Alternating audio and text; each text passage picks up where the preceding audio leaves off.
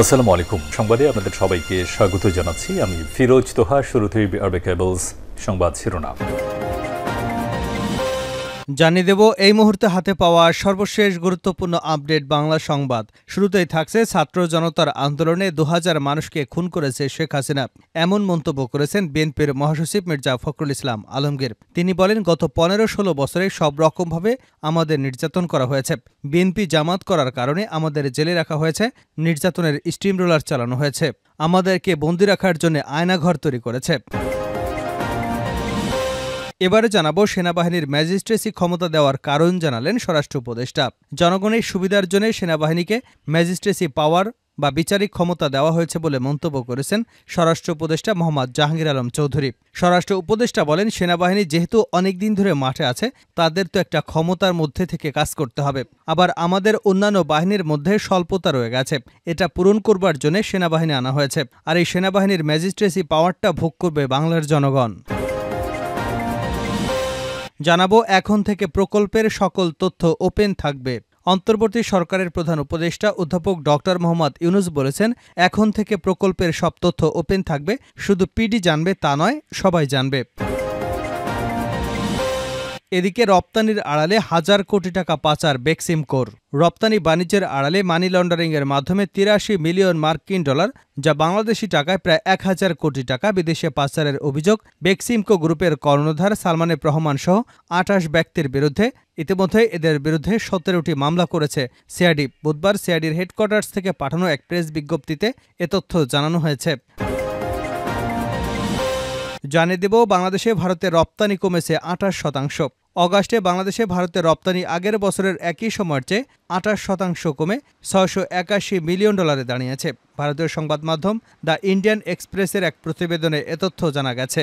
ভারতের বাণিজ্য ও শিল্প মন্ত্রণালয়ের তথ্য অনুযায়ী গত বছরের আগস্টে ভারত বাংলাদেশের ৯৪৩ মিলিয়ন ডলারের পণ্য রপ্তানি ছিল। সর্বশেষ জানাবো আন্তর্জাতিক সংবাদ। গাজা যুদ্ধে ব্যর্থতা, যুদ্ধমন্ত্রীকে বরখাস্ত করলেন নেতানিয়াহু।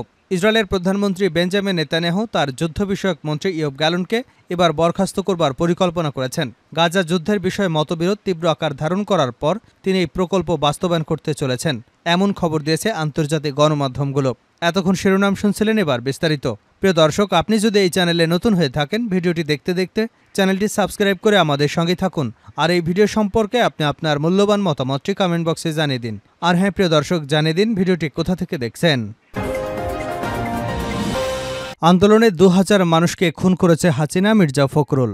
ছাত্র জনতার আন্দোলনে ২০০০ মানুষকে খুন করেছে শেখ হাসিনা, এমন মন্তব্য করেছেন বিএনপির মহাসচিব মির্জা ফখরুল ইসলাম আলমগীর। তিনি বলেন, গত ১৫ এবং ১৬ বছরে সব রকমভাবে আমাদের উপর নির্যাতন করা হয়েছে। বিএনপি জামাত করার কারণে আমাদের জেলে রাখা হয়েছে, নির্যাতনের স্টিম রোলার চালানো হয়েছে। বুধবার দুপুরে ঠাকুরগাঁওয়ের হরিপুর উপজেলা ঈদগাহ ময়দান মাঠে উপজেলা বিএনপির আয়োজনে এক জনসভায় একথা বলেন তিনি। মির্জা ফখরুল ইসলাম বলেন, আল্লাহ সীমা লঙ্ঘনকারীকে ক্ষমা করেন না। তিনি যাকে খুশি মালিক বানান, আবার যাকে খুশি ফকির বানিয়ে দেন। শেখ হাসিনা নিজেকে রাজরানী মনে করেছিল, তাকে দেশ ছেড়ে পালিয়ে যেতে হয়েছে। গণভবনে ছাত্র জনতার আগমন দেখে ভয়ে হেলিকপ্টারে করে ভারতে পালিয়েছেন। প্রভাবশালী হাসিনা ভয়ে ভারতে পালিয়ে গিয়ে করুণ অবস্থায় আশ্রয় নিয়েছেন। তিনি বলেন, আমি নিজে ১১ বার কারাবরণ করেছি। যারা আমাদের উপর নির্যাতন করেছে, আমাদের শাসন করেছে, জমি দখল করেছে, তারা এখন জেলে। বিএনপি জামাতের মানুষদের নির্যাতন করার জন্য তারা আয়নাঘর বানিয়েছিল। গোলাম আজমের ছেলে আজমির ৮ বছর ধরে আয়নাঘরে নির্যাতন করেছে। আমাদের অনেক নেতা কর্মীকে তারা গুম করেছে। এখনও অনেক মানুষের খবর আমরা পাইনি। ফখরুল ইসলাম বলেন, ভারত সীমান্তে আমাদের গুলি করে। আমরা ভালোভাবে থাকতে চাই, তবে গুলি করলে প্রতিবাদ করা হবে। সংখ্যালঘুদের নিরাপত্তা আমাদের দিতে হবে। আমাদের সবার কাছে প্রিয় হতে হবে। আওয়ামী লীগের মতো আচরণ করলে তাদের মতোই আমাদেরও পরিণতি হবে। ওবায়দুল কাদেরকে নিয়ে তিনি বলেন, উনি বলতেন পালাবেন না, পালালে দেশের বাইরে যাবে না, আমার বাসায় আসবেন। এখন তিনি কোথায় চলে গেছেন তা দেশবাসী জানে না। এদেশের মানুষের বিরুদ্ধে ছিলেন বলেই আজ পালিয়ে যেতে হয়েছে। সেনাবাহিনীকে ম্যাজিস্ট্রেসি ক্ষমতা দেওয়ার কারণ জানালেন স্বরাষ্ট্র উপদেষ্টা।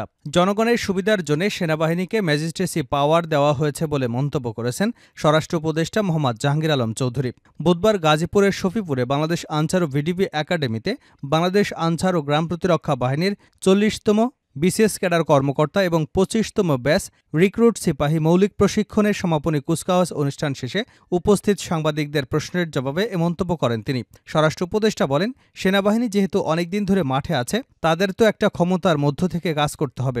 আবার আমাদের অন্যান্য বাহিনীর মধ্যে স্বল্পতা রয়ে গেছে, এটা পূরণ করার জন্য সেনাবাহিনী আনা হয়েছে। আর এই সেনাবাহিনীর ম্যাজিস্ট্রেসি পাওয়ার ভোগ করবে বাংলার জনগণ।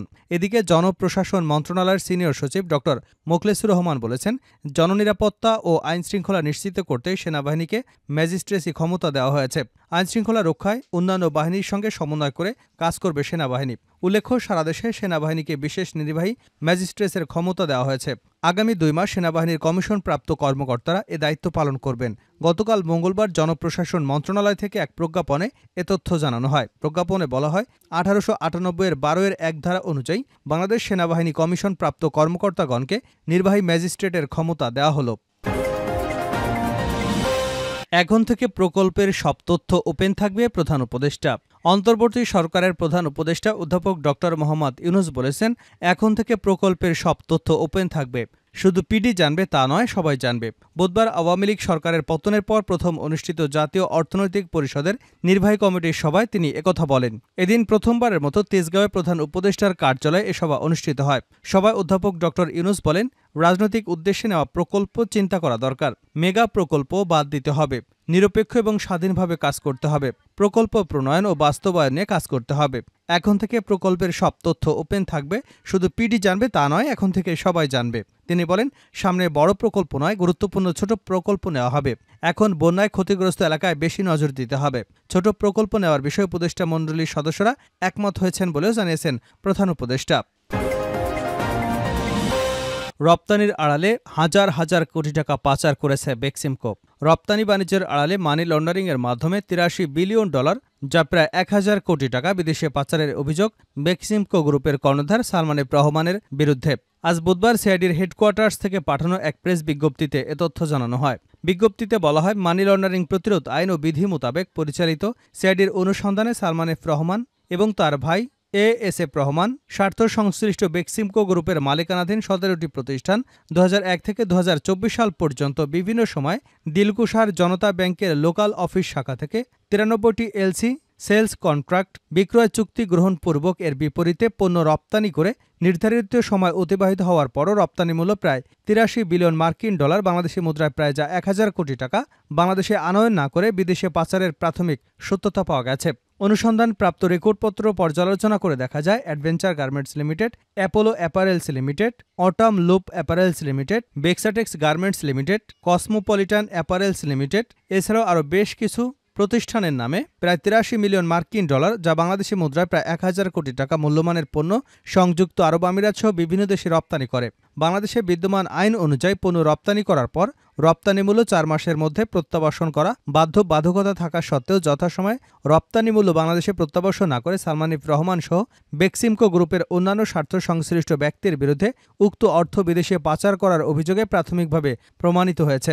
বিদেশে রপ্তানি হওয়া পণ্যগুলোর মধ্যে বেশিরভাগ পণ্যই বেক্সিমকো গ্রুপের মালিক সালমান এফ রহমানের পুত্র আহমেদ শায়ান ফজলুর রহমান এবং এএসএফ রহমানের পুত্র আহমেদ শাহরিয়ার রহমানের যৌথ মালিকানাধীন আর গ্লোবাল ট্রেডিং এর শারজাহ সংযুক্ত আরব আমিরাত এবং সৌদি আরবের ঠিকানায় রপ্তানি করা হয়েছে।